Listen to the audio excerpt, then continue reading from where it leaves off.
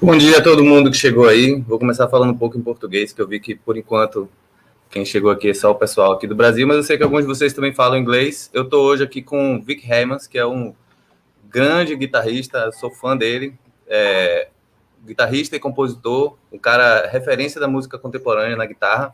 E eu tive a sorte de conhecer ele quando eu fui lá para Amsterdã. A gente conversou. Bom dia a todo mundo que chegou aí. Vou começar falando a gente conversou e... Por enquanto, quem chegou aqui é só o pessoal aqui do Brasil, mas eu sei que alguns de vocês também falam. Perdão, fiz uma bobagem aqui, estava dando feedback. Good morning, Vic. I would like to just introduce you to the friends who are here watching us. All of them for a while are Brazilian people, so I started speaking in Portuguese, but I believe everybody understands English well. And I would like you to introduce yourself, and we could start just right on. Thanks, Pedro.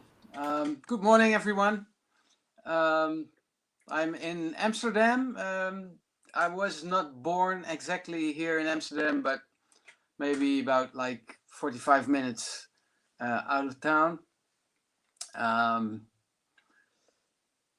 was born into a family of two classical musicians, and when I was very young, I was very excited to play drums or percussion. So I think my father made me a little drum of a sort of like an oil drum kind of thing. And so when I was 4, I was making a little show, mostly screaming and banging on the drums. And I really loved to make noise. And I think I loved to perform.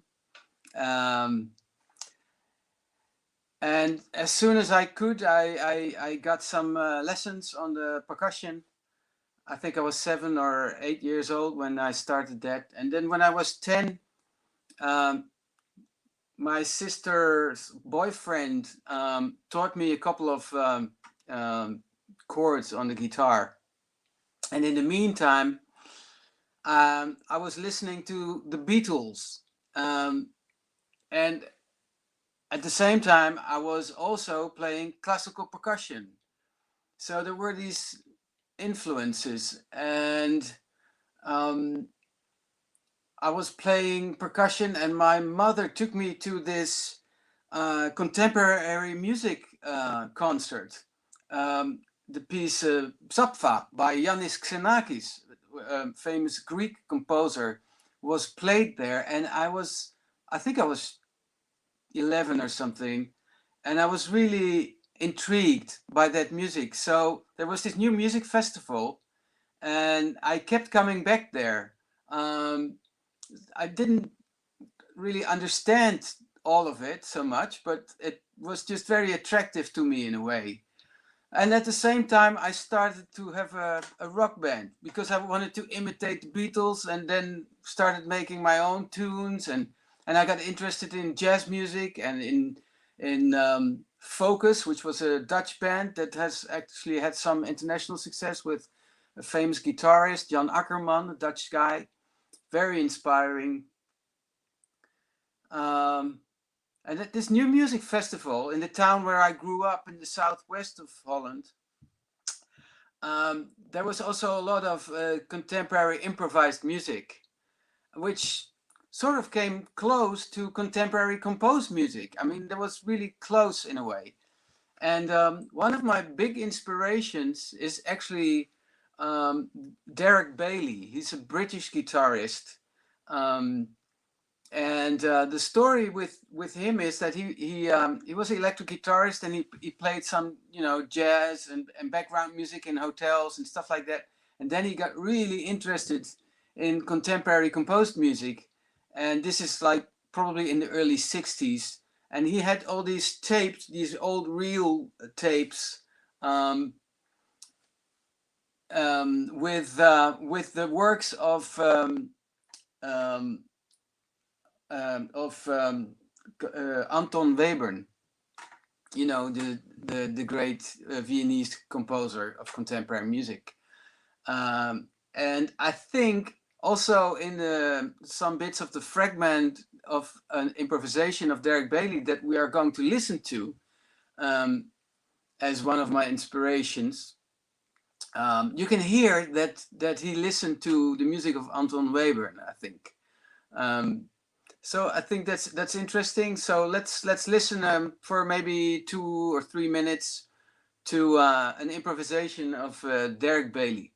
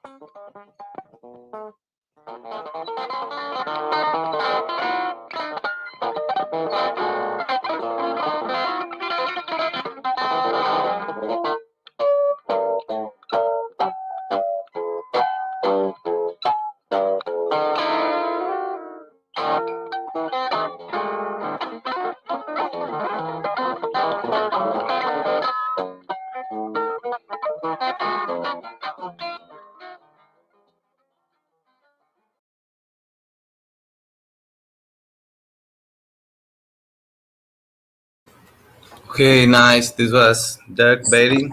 For those who don't know it, it was also Also for me, I think all the guitarists when I first saw Derek Bailey in a video, of course, I was like, wow, he's free, he can do anything, he gets all those sounds with different techniques from the guitar. It also impressed me when I first saw it. So I'll just give a little context of what you just told to people who don't speak English, eventually who doesn't speak English. O Derek estava falando sobre o começo da carreira dele, que quando ele era criança, ele vem de uma família de músicos de tradição de música clássica, e que ele tocava percussão, e também um primo, um parente dele, emprestou a guitarra, ele aprendeu a tocar alguns acordes no violão, no caso, né, na guitarra.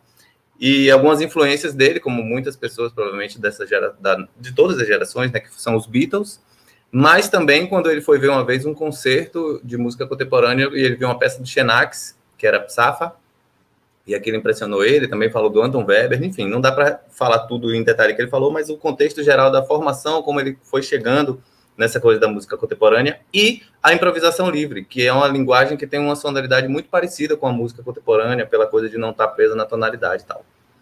Yeah, I try to just make a quick, short resume of what you told, but let's go on, please. Okay. So I went to the music conservatory, and I moved to Amsterdam to study. And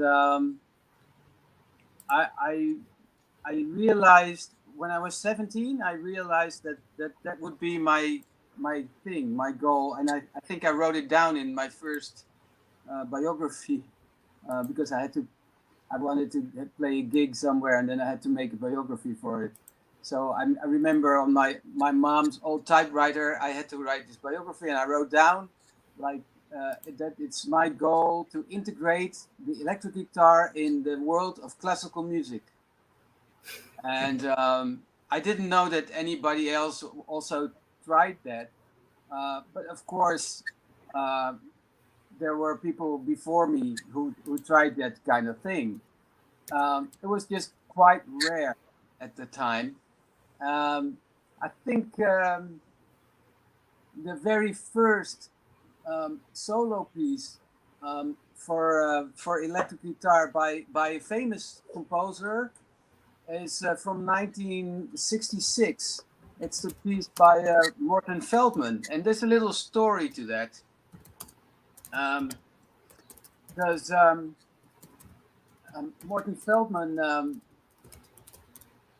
was playing in a group of composer performers in New England, in the US. And one of his friends there, the composer, performer, was Christian Wolff.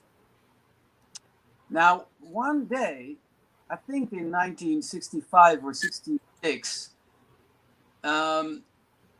Christian Wolff got an electric guitar and amplifier as a gift from his wife.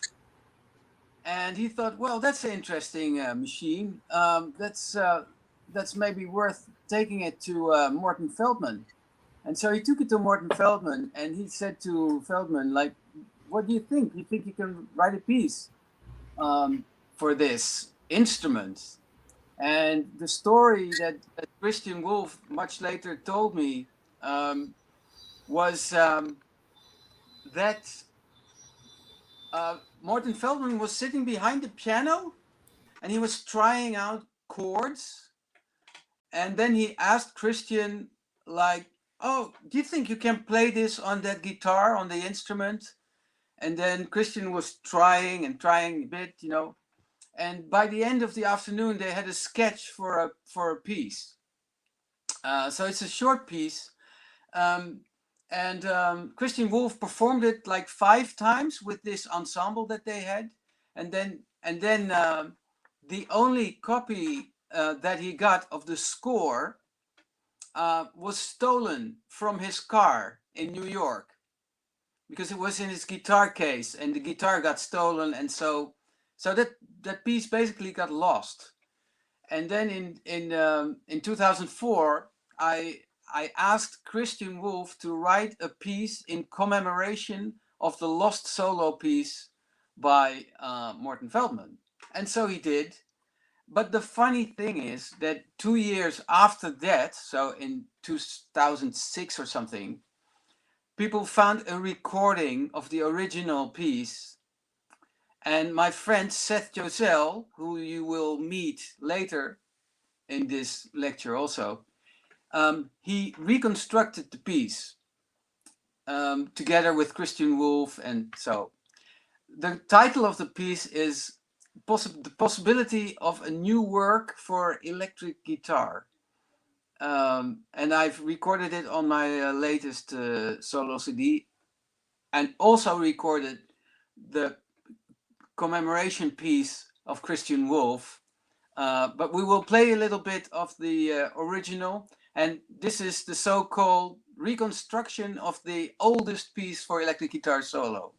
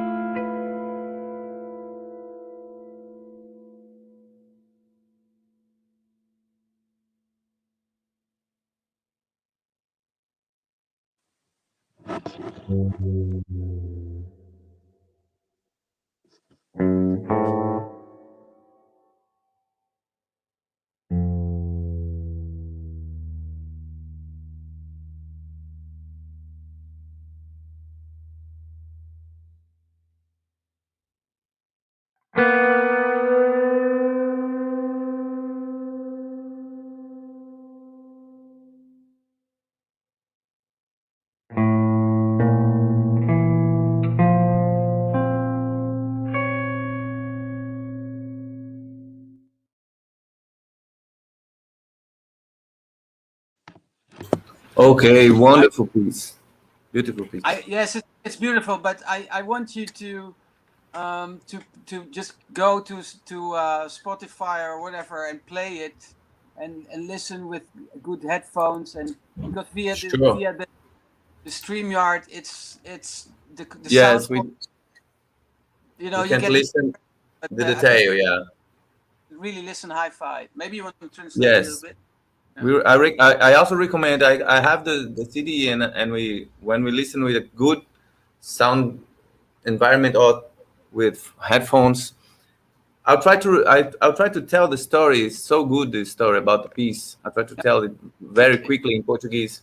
Essa peça que a gente acabou de ouvir chama A Possibilidade de um Novo Trabalho, uma nova peça para guitarra elétrica. Foi escrita pelo Morton Feldman em 1966. E eu vi que contou uma história. A história dessa peça é muito interessante também, que é o seguinte: parece que o Morton Feldman ganhou de presente o Christian Wolff, que é um outro compositor importante americano da geração lá da escola de Nova York, John Cage, Jerry Brown e tal. Ele ganhou um amplificador e uma guitarra. E aí ele levou para o Morton Feldman e falou: quer fazer alguma coisa com esse negócio aqui, quer compor alguma coisa para esse lance. E o Morton Feldman ficou esboçando alguma coisa, ele fazia umas coisas, pensando assim no piano, e pedia para o Christian Wolff testar, enfim, compôs uma música, que é essa música, a possibilidade de uma nova peça para guitarra elétrica. Só que essa partitura original dessa música se perdeu, porque ela foi roubada junto com o case de um violão, de uma guitarra ou do violão, não sei, onde estava a partitura dentro, né? Um clássico, o instrumento roubado né? E aí se perdeu. E então o Wiek Hijmans, depois de muitos anos em contato com o Christian Wolff e sabendo dessa história, perguntou se o Christian Wolff não comporia uma outra peça em homenagem, e ele compôs Another Possibility for Work for Electric Guitar. Só que aí, 2 anos depois que ele gravou essa peça do Christian Wolff, achando que a outra do Morton Feldman estava perdida, se encontrou uma gravação da peça original do Morton Feldman, e essa peça foi reconstruída, e é isso que vocês ouviram agora, a reconstrução, né, a partir da gravação da Possibility for a New Work for Electric Guitar do Morton Feldman. Essa história é muito interessante. Okay, Vic, I think I was able to tell the story very quickly because it's really, really interesting. Please go on. Well, and after the 60s, and you know, in ensemble pieces, the electric guitar already had been used before. I think even in the years right after the Second World War, there was a very interesting big band in the United States with a guy named Stan Kenton, the Stan Kenton Big Band. And there was one arranger, composer, who worked for Stan Kenton. His name is Robert Grettinger. And this Robert Grettinger, he was greatly influenced by Varese and Schoenberg. And he wrote out electric guitar parts. Some of them were supposed to be played sort of almost acoustic, and others were more amplified. And it was not like with the ordinary big band guitarist that he would just have chords. There's some bits where he plays like chord symbols, but there's whole bits that are completely written out with chromatic chords, really, really dense music, very dense, heavy music, very interesting. If you want to write down the title, it's called City of Glass by Robert Grettinger. That's a wonderful. Could you spell the name of Robert? I cannot understand it. Grettinger, you spell Graettinger.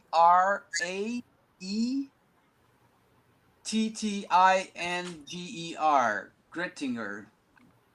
Grettinger. A-E. Okay, you can write in the chat after, so I can show it here in the screen. No problem.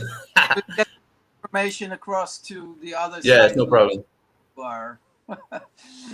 So yeah, that's I've actually also played that stuff, and this is like in 1948 already that it was written. So that's really old. I mean, also for electric guitar, it's really old. And then Stockhausen used it in Gruppen, although he later changed that electric guitar part to an amplified acoustic. And then I went up to Stockhausen when Gruppen was played here in Amsterdam, and I asked him, like, why did you change? And the official answer by Karl-Heinz Stockhausen was, well, in the end, I liked the sound of the amplified classical guitar better. But the story goes that Stravinsky heard Gruppen and made a compliment about the use of electric guitar to Karl-Heinz Stockhausen. And the story is that after that, he changed it into amplified classical guitar. So that's really weird story, but I love that story too, actually. Anyway, also in the early 70s in France, there was a guy called Tristan Murail, a beautiful spectral composer. He had his own ensemble, and in that ensemble there was a guitarist named Claude Pavie. And Claude was in 70s and 80s, he was a pioneer before me with electric guitar, classical electric guitar. Also, there was a guy in Denmark who did a lot of that kind of work. And Tristan, he wrote the piece Vampyr, and we're going to just listen to like 1 minute of Vampyr. All right? Okay.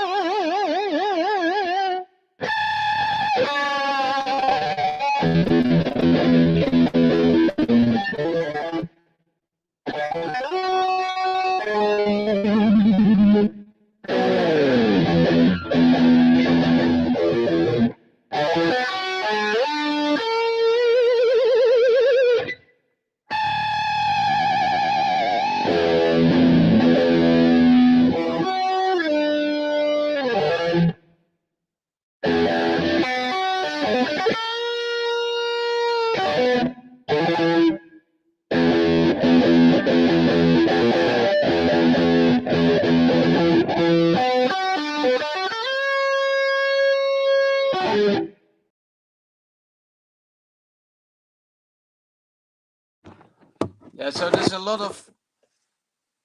more notes coming, very fast notes also, fast runs, lot of practice, very nice to do. And I think many guitarists liked to play this piece. It's played very many times. It's from the 80s, this piece.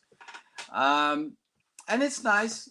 It's, you know, there's just some, and the second half of the piece is with a lot of like microtonal harmonics and stuff. Then you hear more. I mean, this is in a way sort of like, okay, Jimi Hendrix or, you know, whatever. But fully then, written is very to the yeah, guitarists who don't know it. I recommend try to find the score because it's really the two things I find especially interesting about this piece is how Murail, I think it's like his thing also because he's like a spectral and more or less spectral composer, but how he took advantage of the overdrive of the distortion. It's a beautiful, very distorted piece with a heavy distortion. The piece sounds amazing. I love especially your recording, but I've seen other recordings also, and there's this thing in this piece. I'll try to also resume what you told about Grettinger. I got this name. It's very, very interesting, this reference also.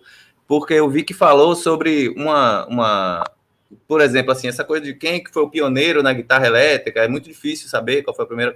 Os pioneiros sempre é difícil saber, né?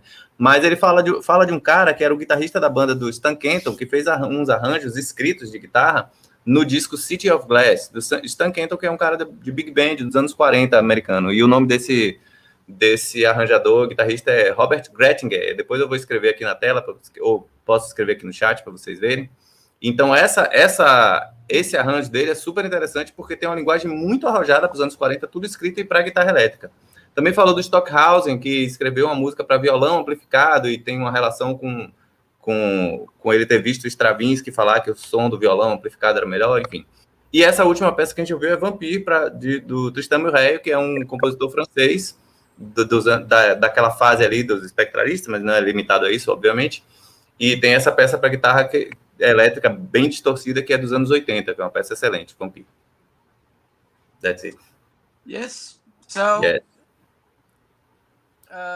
Since Murail, I liked a lot of his work a lot, and I knew that he knew how to write for electric guitar. So in 2006, I think or 2005, I was organizing the second guitar festival here in Amsterdam about electric guitar and contemporary music. And the radio then invited me to give a commission to a composer that I wanted to commission. And it could be like a big piece. And so I had the luck to be able to commission a piece by Tristan Murail for 2 electric guitars and orchestra. And that's the piece called Contes cruels, so cruel stories, so to speak. The interesting thing about that piece is I think the way that Murail colors the electric guitar, uses the colors of the electric guitar with the orchestra, with the percussion and with the woodwinds and with the strings. And you have to note that half of the wind section is a quarter tone down, is tuned a quarter tone down, and my colleague Seth, remember that's the guy who reconstructed the Feldman piece also. I invited him to play the other guitar part, and his guitar also was tuned down a semitone, like a quarter tone. It's like a quarter tone lower than mine. Well, you can really hear the effect of the microtonal tuning in the orchestra in the piece. What we are going to do is we're going to listen a little bit longer. I hope the sound quality where you are is okay. We're going to listen to the last 7 minutes of the Contes cruels, which was premiered in 2007. And we've played it actually many times with several orchestras in Europe. So enjoy Contes cruels. I've just asked people if the sound of the videos is good enough for them, so we can have an idea. But I think it's okay. It depends on how people is listening at home. Let's see.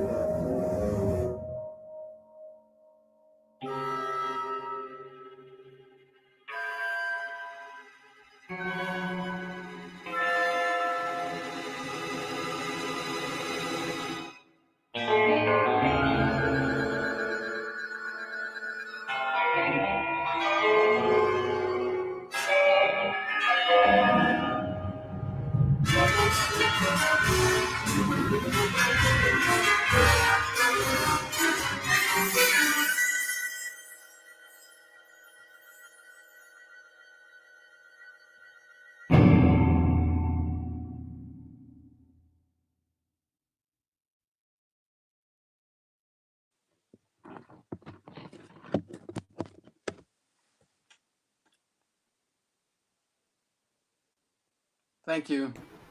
Beautiful piece. Yeah, what you hear, just to explain a few technicalities. You hear some very well-known electric guitar effects being used also. Like you hear this long phasing going on.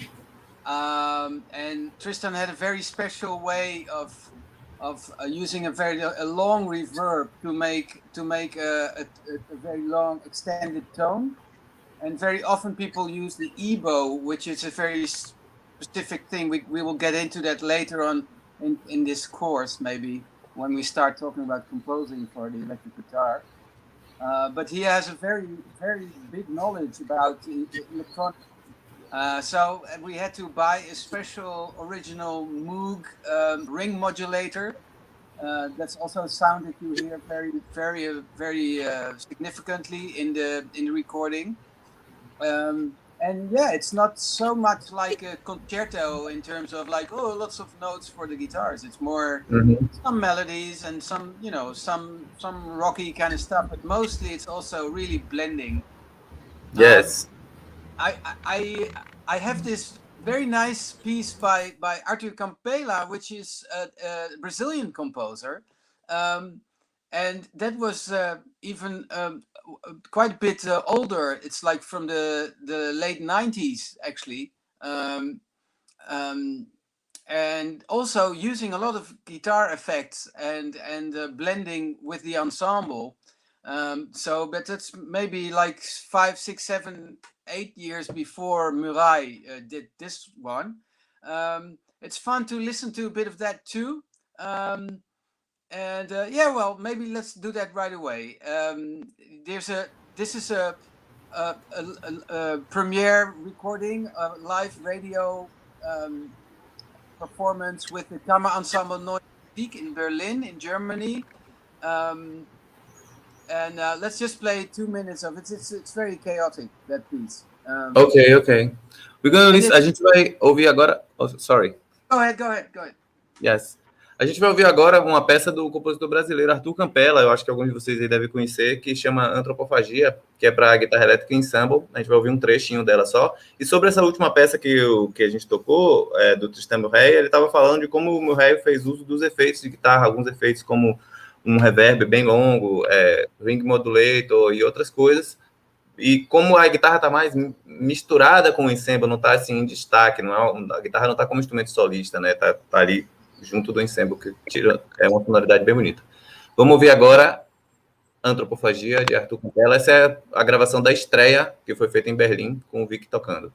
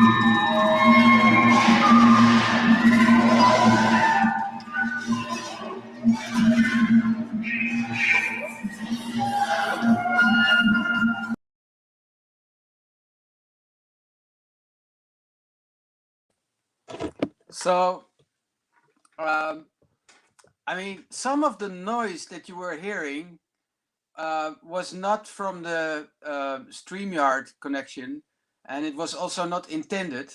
But this was a terrible concert for me because right before I came on, someone stepped on an adapter of my effect machine, and I didn't know. I just heard this crackling while I was playing, and I didn't know where it came from. And it was there, and it was on and off. So it was not too terrible to stop the concert, but at the same time, it was very disturbing.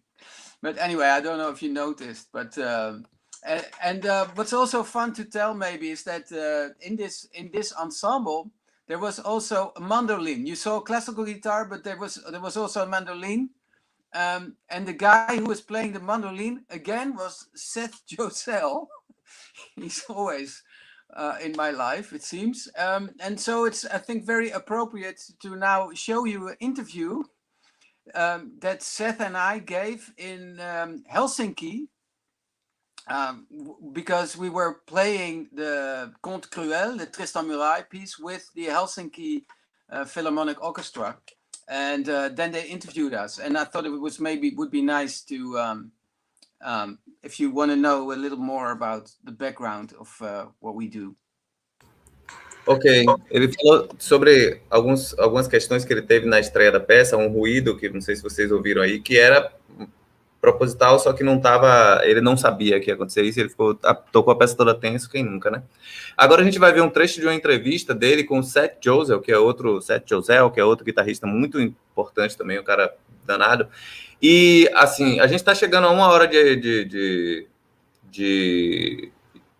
transmissão, mas a gente vai continuar, ainda tem um pouquinho de papo, acho que tá todo mundo de boa aí, né?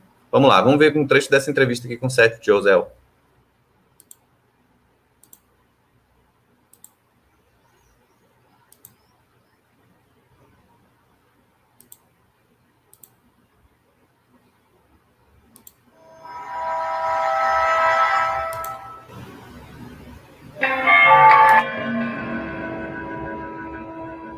Well, in my case, I grew up in a family of classical musicians, and then my sister brought in a record of the Beatles, and I just loved the sound of the electric guitar, and I got interested in contemporary composed music, and so I remember writing my first CV for a gig when I was 17. I just arrived in Amsterdam, and I wrote down, Wiek Hijmans thinks it is his mission to integrate the electric guitar in the classical music. And I had forgotten about that CV, but like 20 years after I found it, and I thought I was just, telling myself like, yeah, this is what I've always wanted and blah, blah, blah, but maybe not true, but I think it was true. I was really fascinated by the electric guitar becoming part of the classical music. Well, I have a different story. I actually received my training as a classical guitarist. I mean, I had flirted a bit during my rebellious teenage years with electric guitar, but I really, from a very early age, began with acoustic guitar and then studying classical guitar. And it wasn't until much later, that is, I was already well into my 20s and in graduate school, when the world-renowned Dutch composer Louis Tristan, who was in residence that semester at the university at which I was studying, and he said, I want you to play at the end of the semester. We're doing the style, so you should play this. And I said, Louis, I haven't played electric guitar in 13 or 14 years. He said, don't worry about it.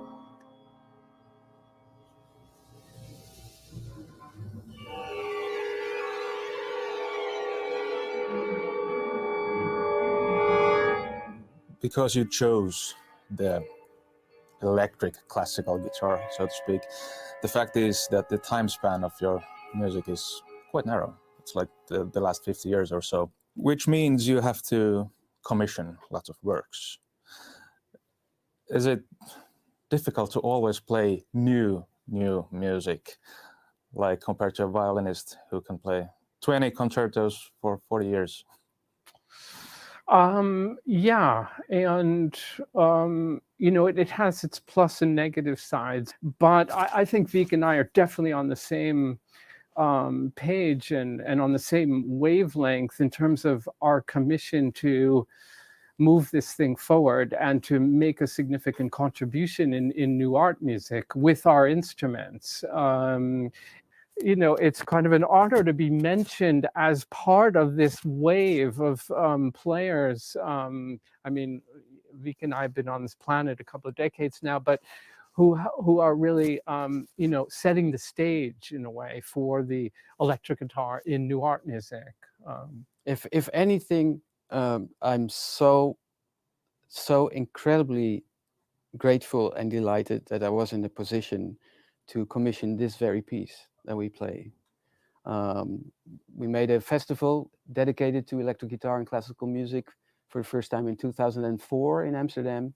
And then the radio people, at that time the radio still had some money, and they said, in Holland, you know, maybe about all the budget cuts there, but anyway, at that time they still had some money, and they said, we liked your programming so much, here's a bag of money, you can commission a couple of compositions for electric guitar with orchestra. And then I immediately had to think of Tristan Murail, because one of the most famous electric guitar solo pieces is a piece by Tristan. And so that's what we started to talk about it. I started talking to Seth. We went to Tristan. He wrote the piece. Piece was received very well. He won a prize, I think, with it in France, like best composition of the year. And so we got to play it with a bunch of orchestras all over Europe. And if that's the only thing I've done contributing in my musical life, that's already a big honor, because this piece, I think, blends the electric guitar in a way with the orchestra as that's never done before or after, actually. So that's very special. Are the contemporary composers aware of the possibilities of your instrument, or do you have to teach them about?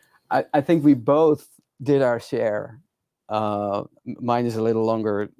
I started in like 2000, whatever, 4 or 5 or something. I wrote a little instrumentation guide for composers, because I was telling the same story over and over again to all these composers that were writing pieces.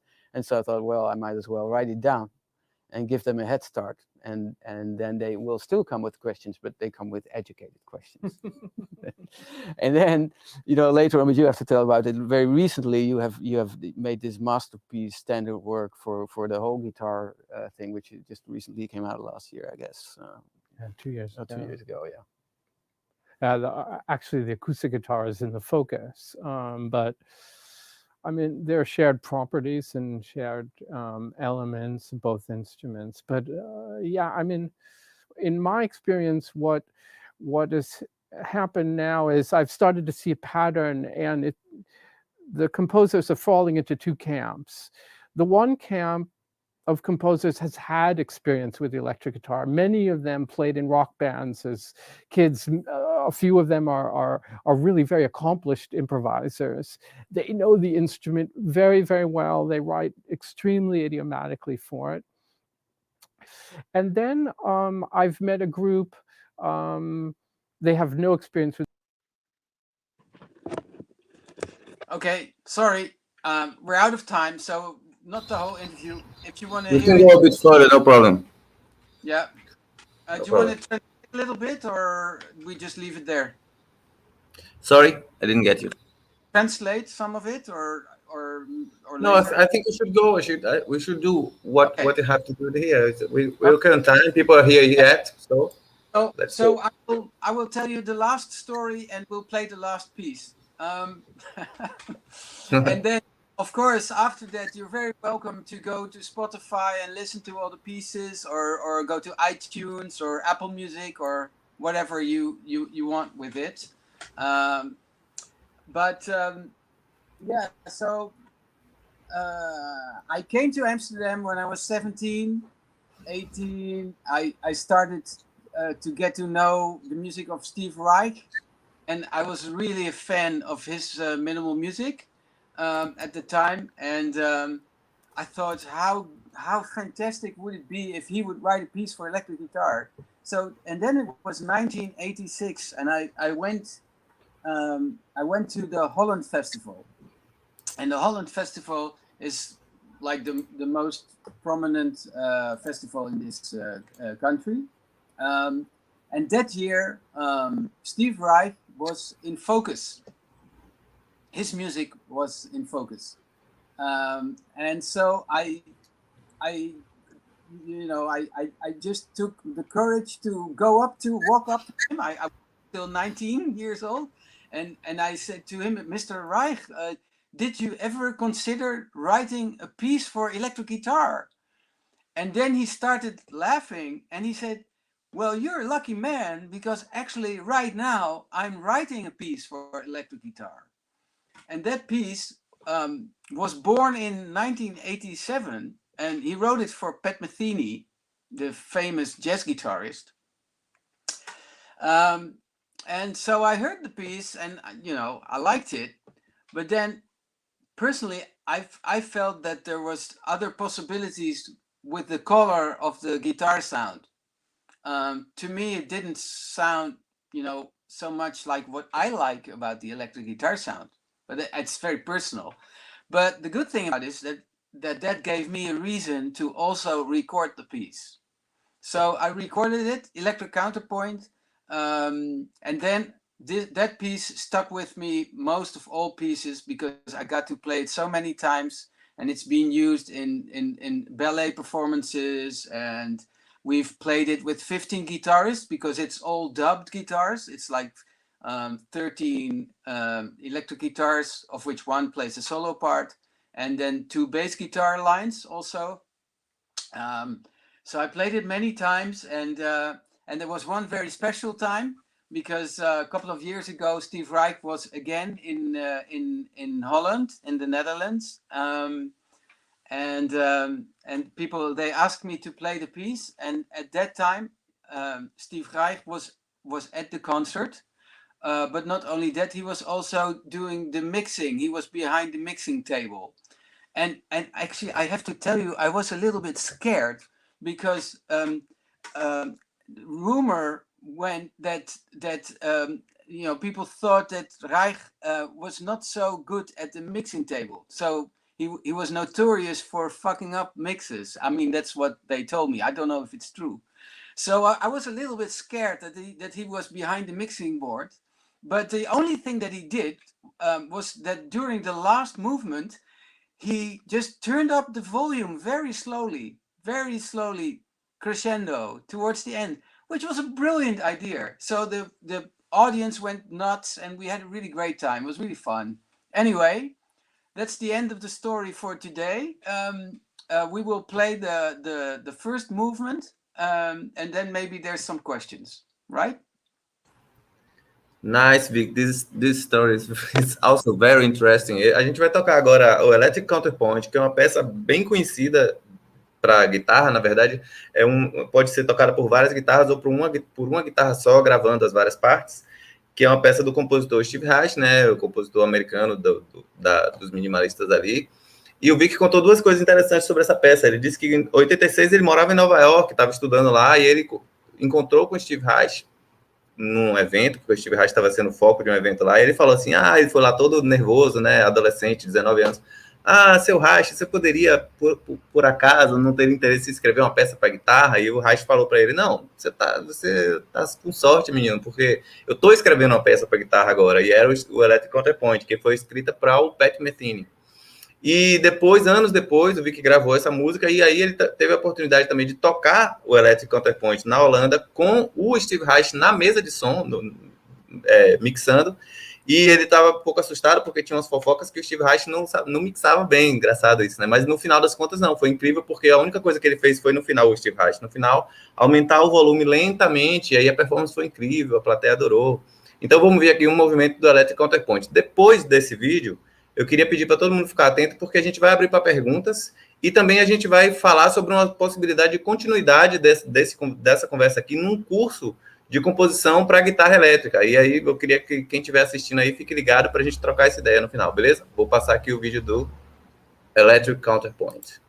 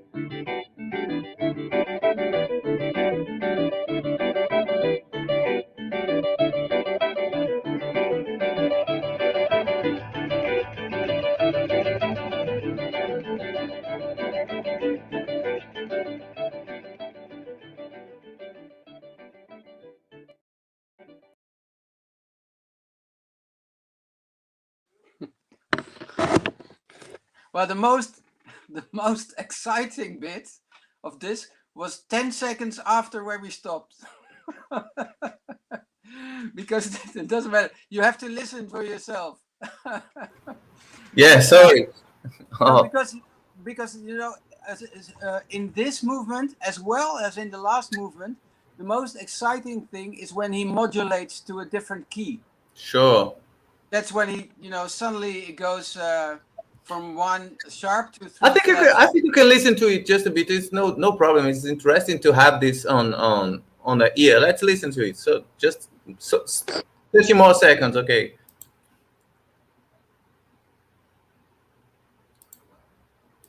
Just a moment.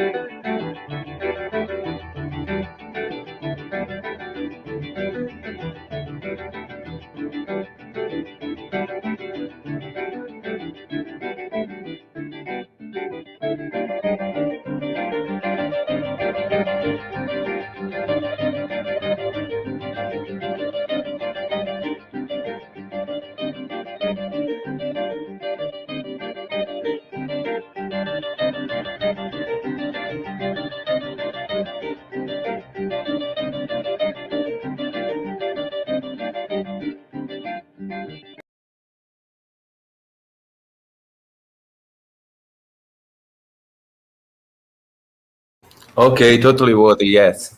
It doesn't matter. So I hope you will get to listen to the third movement as well. And the second movement is very beautiful. It's very quiet. It's nice and quiet. All right. Well, thank you so much for listening. Is there any questions? Are there any questions? Yes, I would like to let me invite people in Portuguese so they get more into this.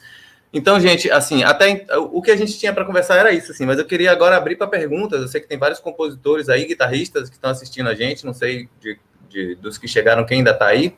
E eu queria abrir esse momento aqui para perguntas. Eu vou até deixar aqui na tela, se vocês quiserem fazer perguntas sobre a nossa apresentação.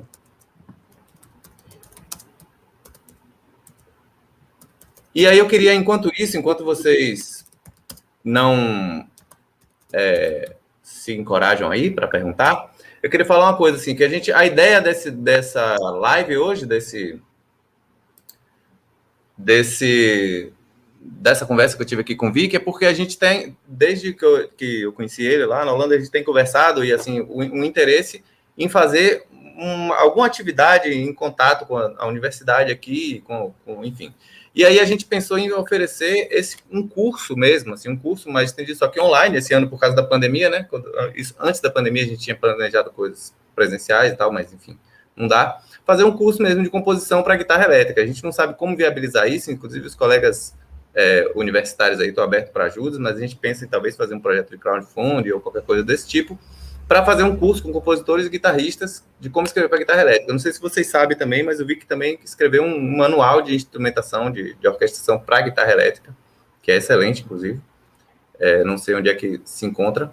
E estamos abertos aqui, esperando as pessoas fazerem perguntas. While nobody wants to ask, because I think people are shy, you could tell us a bit about the Khalil Tsoupaki's piece, maybe? Yeah, sure. If anybody asks in the middle, we make a break and go on. Yeah. Well, that's a special piece because of the background of it. We all have a hard year because we're in a pandemic of coronavirus, and that means that this means many things, but one of the things is that many festivals were cancelled or only online. And then there's a new organization that came in Europe, which is called Festivals for Compassion. And they invited the Dutch national composer, Calliope Tsupaki, to write a special piece for the COVID situation.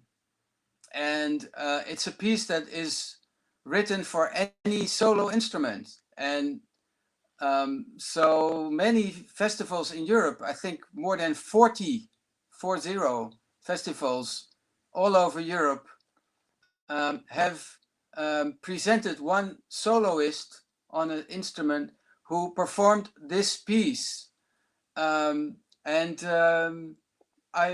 was asked to do the first performance of the piece, the premiere performance, on behalf of the Holland Festival here in the Netherlands. The video of the piece that you can see and that you've maybe also heard when you came in to this lecture is the premiere, which was on the Dutch classical radio in when was it? In June, I believe it was. Anyway, so that's also, it's a COVID piece, so it's called Thin Air. And I know that especially in the region of Manaus, it's really, really, really tough at the moment for you guys in Brazil. And still also here, people are dying from COVID. And we just got a curfew here also because everybody is scared for the new variants. Especially here, we're scared for the British variant.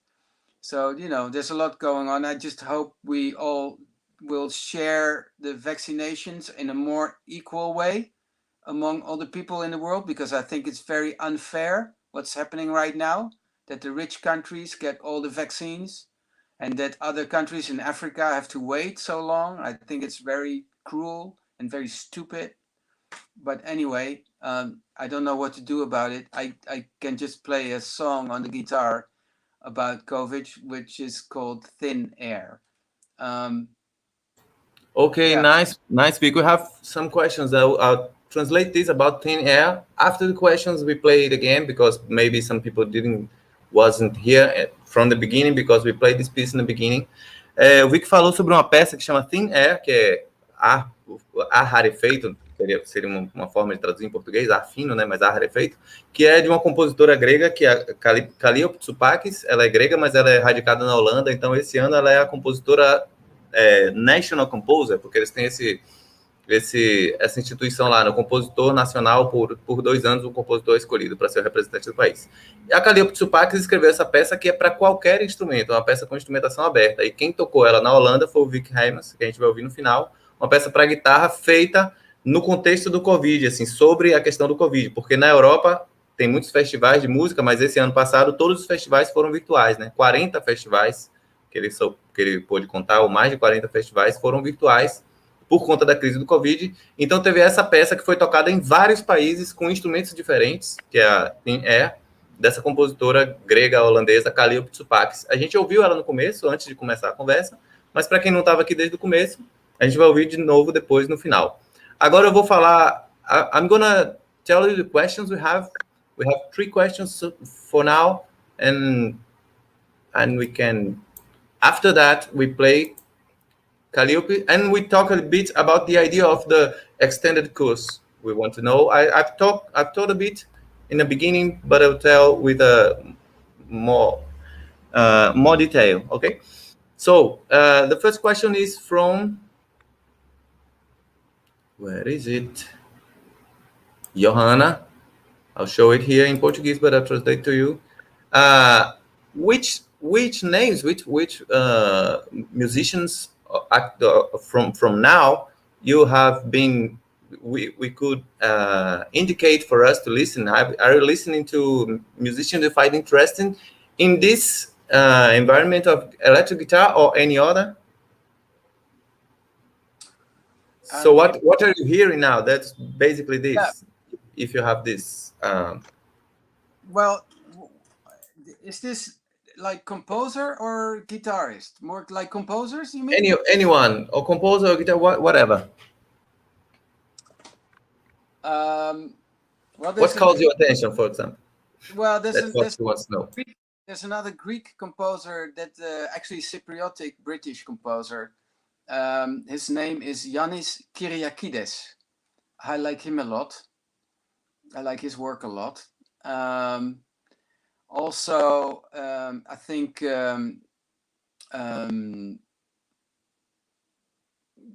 Claude Vivier, which is a much older name. Claude Vivier, French composer, or Canadian actually, I believe.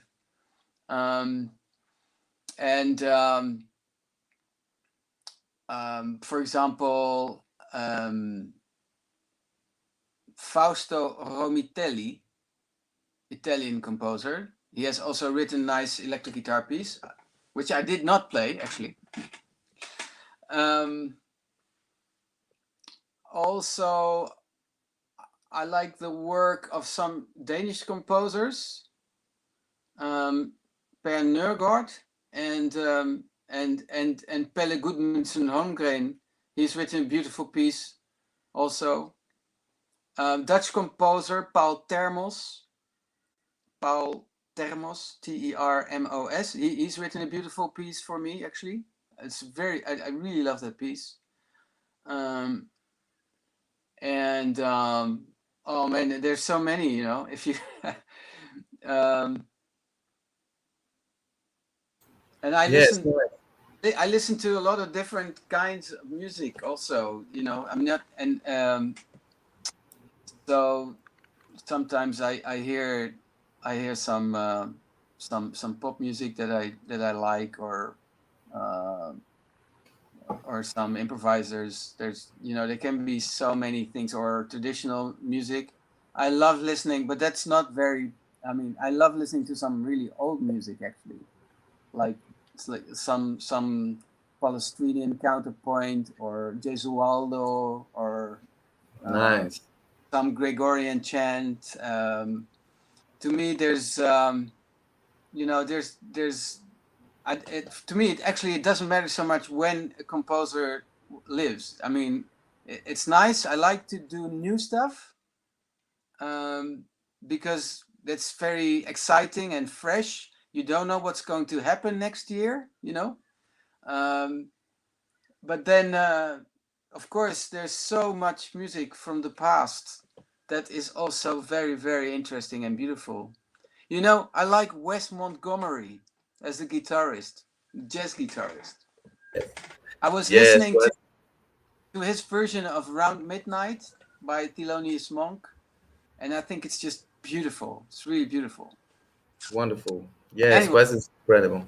You get me going. I can talk a long time. Yes, too much stuff. Yeah, I can recall some Yannis Kyriakidis. Fausto Romitelli is really a very interesting composer. For those who don't know him, he's already dead, but he wrote some pieces with electric guitar in ensemble, like Professor Bad Trip is an incredible piece. Yes. The other question I have here is from Kakao Seluki. Is a friend teacher.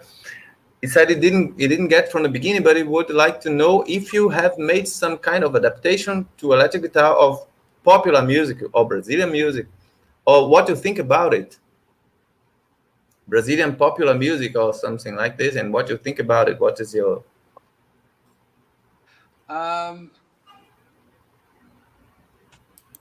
I personally, I've never interpreted bossa nova or other Brazilian music on guitar solo.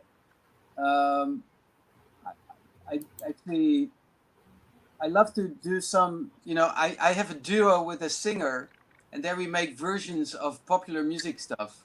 Yeah. But that's more like, we do a Michael Jackson tune with just Nice. and viola, but I don't consider that very important work. I mean, I consider that very much fun. Yeah, sure. And it's fun for people to listen to, maybe. But other than that, no. You know what I've done in terms of transcribing stuff for electric guitar is classical stuff. So I've done a solo electric guitar version of the Pavane pour un enfant défunt by Ravel. I enjoyed that very much, and I've done a lot of music with violin and electric guitar, and we did like Paganini and Kreisler and Bach, of course, and also some Shostakovich. So that I liked a lot. And then there was also a trio with a very good saxophone player and a percussionist, and we would be playing music by, for example, Monteverdi, and other early, like late Renaissance and early Baroque music. So that kind of transcription or stuff I've done, but not specifically so much popular music. Well, maybe for a family party, I did some transcription of some Beatles song or stuff, but not, it's not so much what I do. Yes, okay. There's one last question from Murail. Is a composer from here, and a bassist, a wonderful bass player and composer we have here, Murail Bispo. He asks if you have. He congratulates you for the wonderful work and for our conversation. And he asks if you have composed pieces for electric bass, solo, duo, ensemble, with ensemble, etc. Very little actually. There's ensemble, but a lot of ensemble work with electric bass. Yes, they all need a bass, So we had the electric guitar quartet with 3 electric guitars and bass guitar. We've done a lot of music with that, but it's really part of the ensemble. And like a solo bass guitar with orchestra, I've never heard it. I've never, like a bass guitar concerto or so. Maybe it's there. I wouldn't know. You tell me. Yes, that's what I was going to tell him, because Murail is in this mission. He's a very accomplished bass player, and electric bass player, and he's composing for electric bass, so that's why. Então, Murail, fica esperto que tem poucas. So yes, I think we've run a bit, half an hour more than what we wanted, but it's okay. People are still there. I would like to thank you so much, Wiek, for this conversation, and I will invite people here for maybe around March or lip month. We need to organize this, all the logistics of this thing. But our idea, I'll speak in Portuguese, please, because it's for them. A nossa ideia, gente, é que a gente consiga fazer ao longo desse ano, no meio do ano, provavelmente, se tudo der certo, em março em diante, um curso mesmo, assim, mais estruturado, de composição para guitarra. Então, aí, vocês que estão assistindo aqui, quem tiver interessado nisso, depois trocam ideia comigo. Eu estou correndo atrás de fazer esse curso, de preferência, de forma financiada, para que possa ter um acesso mais democrático das pessoas. Então é isso. Sigam. Aí também vou pedir aquela velha coisa do YouTube, né? Que já tem algumas pessoas que estão seguindo. Sigam esse canal aqui, que está começando praticamente hoje. É o primeiro vídeo, transmissão ao vivo que eu estou fazendo. E aperta esse sininho aí, porque quando tiver novidades a gente vai. E eu vou manter vocês todos informados e vou divulgar mais amplamente quando a gente estiver estruturado para fazer o curso, provavelmente de março em diante, ok? So, Vic, thank you very much. Would you like to tell some last words today for us? I would like to thank you very much again. I appreciate a lot we having this conversation today, and you are such a pleasant person to talk and such a wonderful musician. I admire your work since long. So please tell something for us to finish, and we'll watch the piece from Khalil Tsupakis once more. All right. Well, thanks so much for your invitation and for your kind words, Pedro. And thanks everyone for listening and paying so much attention. And it would be great to be where you are and that we can really see each other and maybe hug also, or that would be nice. I miss that. Yes, I miss that too. Maybe in the future, you never know. And I look very much forward to. I hope you will, start writing music at a certain moment for electric guitar, and I will be happy to give all my abilities and all my energy to make that into a beautiful project, which will bring new perspectives to the electric guitar music. So thank you. Perfect. Thank you very much, Vic. I've thought about the possibility of this course, and people is aware. I'm gonna make everybody know when we are ready to do it. And I would like to thank you very much again. And we're gonna end this transmission with a piece by Khalil Tsupakis, Thin Air, that was composed in context of the COVID. A gente vai terminar de novo com a peça da Khalil Tsupakis, que é Thin Air, o nome da peça, né? Ar rarefeito, que foi composta no contexto do Covid. Queria que vocês terminassem ouvindo essa peça e aí a gente se fala mais. Thank you so much, Vic. See you soon. See you everybody soon.